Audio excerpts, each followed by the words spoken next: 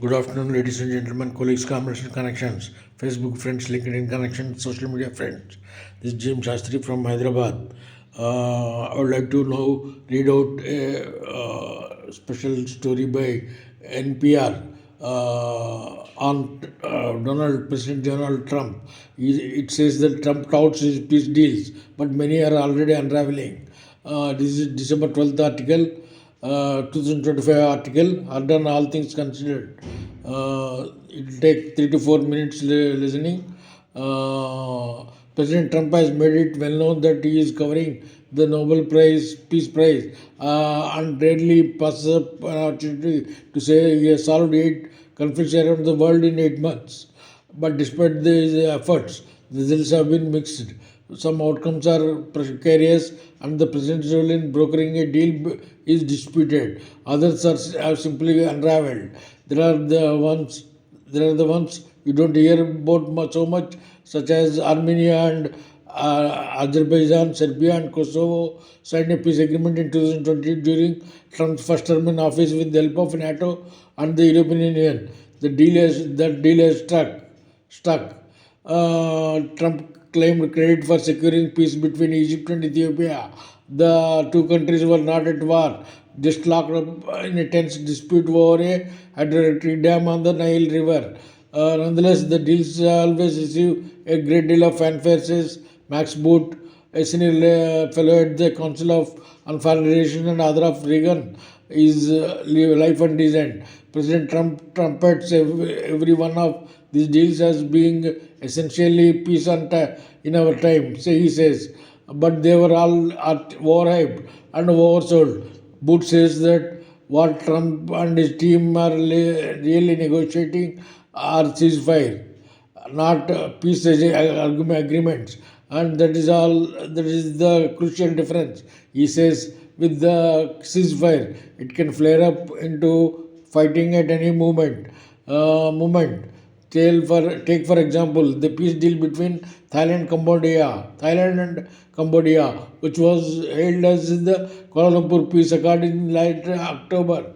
Fighting over a long running border dispute flared up again between the two sides about a month later and once again over the past week. On Friday, President Trump claimed both sides had agreed to a ceasefire. Either Thailand or Cambodia have confirmed the news. And then there is Rwanda and Democratic Republic of Congo. A deal was reached during the summer but not formally signed until earlier this month.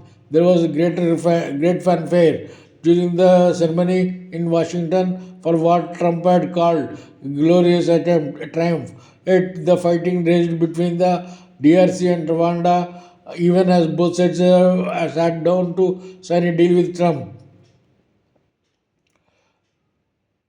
Ivo Dalder, former US Ambassador to NATO and currently a senior fellow at Welfare Center and Harvard's Kennedy School, says along featuring problems between countries don't get solved by signing a piece of paper in Washington.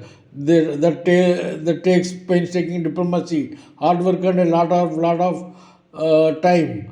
He says, and unless you can find a way to resolve the underlying conflict, countries are willing to use force to get their way. But Trump even often pushes back against tradition and does things his own way.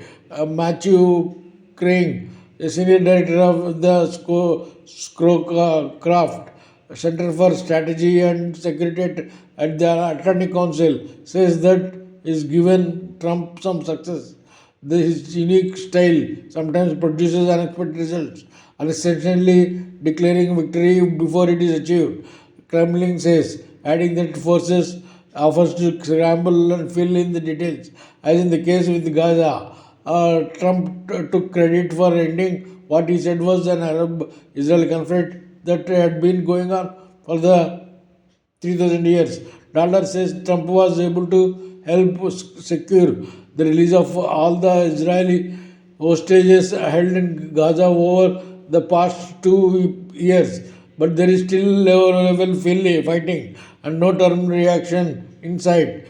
Dollar the boot applauds. Dollar like boot applauds any effort to promote peace.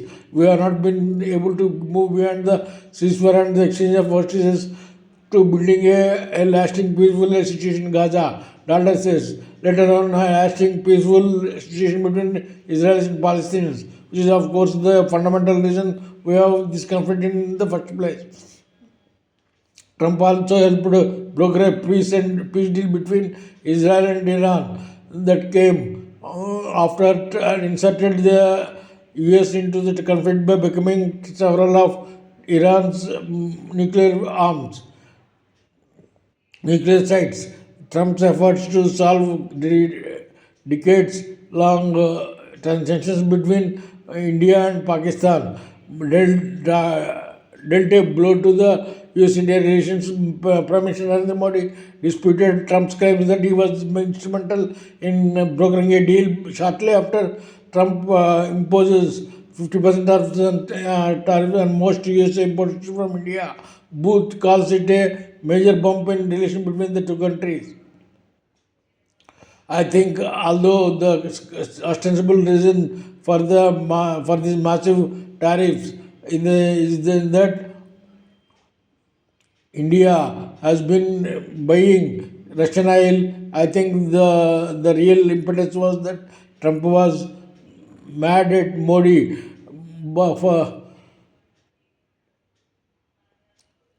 for not going along with his claims of India and the India-Pakistan conflict. Still, the Atlantic Council says Trump can take credit for normalizing relations between Israel and several Arab nations during his first term in office, including the United Arab Emirates, Bahrain, and Morocco. Pretty remarkable. It is pretty remarkable getting these countries to recognize Israel and open up trade and travel. There are still some conflicts streamingly beyond Trump's grasp.